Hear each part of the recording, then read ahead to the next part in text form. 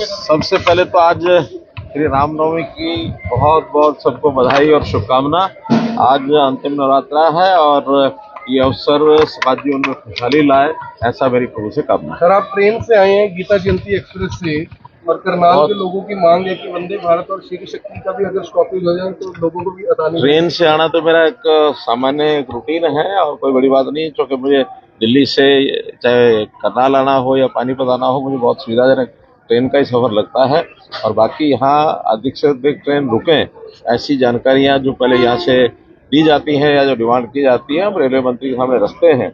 आखिर ये ट्रेन भी पिछले दिनों जब गीता जयंती पर अंतर्राष्ट्रीय गीता जयंती का उत्सव कुरुक्षेत्र में था, तब हमने रेलवे मंत्री जी को कहा था, तो ये ट्रेन चलाई गई थी।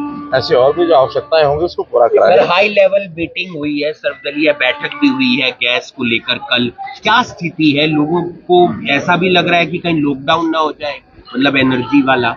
ऐसा नहीं है, क्योंकि कोई अपने देश का विषय नहीं है, अंतर्राष्ट्रीय स्तर के ऊपर एक बड़ी समस्या जो हमें देखने को मिल रही है कि कुछ देश आपस में युद्ध के अंदर लगे हैं और उस युद्ध के कारण से अपने यहाँ सबसे बड़ा असर जो पड़ने वाला है वो पेट्रोलियम पदार्थ और गैस की जो सप्लाई है, क्योंकि हम वहाँ से इम्पोर्ट करते हैं। अभी ठीक चल रहा है, कहीं कोई समस्या नहीं है, लेकिन जैसा कहा जाता है कि सावधानी हमेशा बरतनी चाहिए। Hope for the best and be prepared for the worst.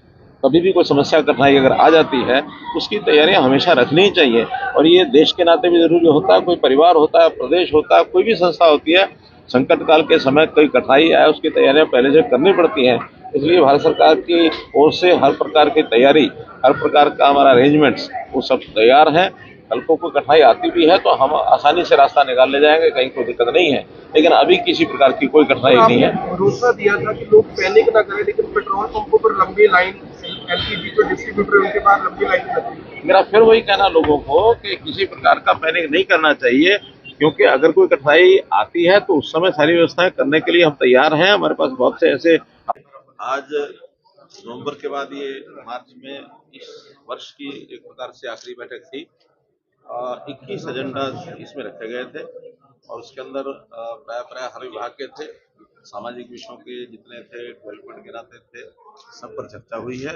और मैं ये कह सकता हूँ कि हर एक विभाग की जो एक प्रोग्रेस है, प्रगति है, बहुत सेटिस्फैक्टरी थी। कहीं किसी प्रकार की कोई कठिनाई नहीं थी। फिर भी कुछ चीजें ऐसी हैं, क्योंकि केंद्र से जुड़ी हुई समस्याएं होती हैं। इनमें 21 में छह योजनाएं तो ऐसी थी जो 60-40 के रेशो में केंद्र और प्रदेश के योगदान से होती है, और शेष 15 केवल, यानी सारा 100% योगदान केंद्र का ही होता है। जैसे केंद्रीय योजनाओं की मुख्य रूप से होती है, जैसे प्रधानमंत्री आवास योजना, प्रधानमंत्री जो स्वच्छ भारत मिशन है वो है, प्रधानमंत्री हमारा जो स्किलिंग डेवलपमेंट का मिशन है, इस प्रकार की सारी योजनाएं उसके अंदर आती हैं। तो उन सब योजनाओं पर एक करके विचार हुआ है और प्रगति नमो भारत का काम शुरू हो गया करनाल में। नव भारत की ट्रेन का जो विषय है, अभी प्राय मैं कह सकता हूँ कि आगे बढ़ गया है और उसको कैबिनेट के अंदर फैसला होकर के जैसे होता है वैसे ही वो चीज आगे बढ़ी। कल सर सर्वदलीय जो बैठक हुई उसमें कांग्रेस ने एक बात रखी कि भारत मध्यस्थता नहीं कर रहा है, मूक दर्शक बना हुआ है। वहां पर एस जयशंकर जो कि विदेश मंत्री हैं, उन्होंने कहा कि भारत कोई दलाल देश नहीं है, तो कांग्रेस को सीधा जवाब दिया है।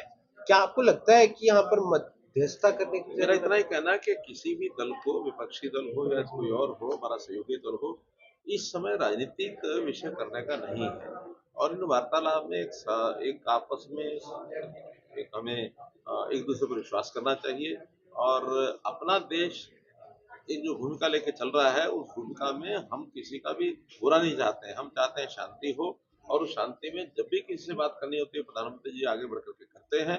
जिस किसी को कहना होता है, ये डिप्लोमेटिक चीजें होती हैं। इसलिए सब चीजें खुले में, ओपन में चर्चा करने के बजाय हम शांति के नाते से रास्ते पर चलने वाले लोग हैं। हम नहीं चाहते कि इस प्रकार के युद्ध हो और मानवता को नुकसान हो। तो ये विषय हमारे प्रधानमंत्री जी कर रहे हैं। तो आप देख सकते हैं केंद्रीय मंत्री मनोहर लाल खट्टर ने अधिकारियों के साथ करनाल में बैठक ली है और उसके बाद मीडिया से रूबरू हुए हैं बैठक को लेकर। और भी कई मुद्दों पर केंद्रीय मंत्री मनोहर लाल खट्टर ने अपना बयान दिया है। करनाल में देख सकते हैं विधायक जगमोहन आनंद और सभी विधानसभाओं के से जो विधायक हैं वो उनके साथ मौजूद थे। अब देख सकते हैं यहाँ से रवाना होते मनोहर लाल खट्टर नजर आ रहे हैं, तस्वीरें देख सकते हैं।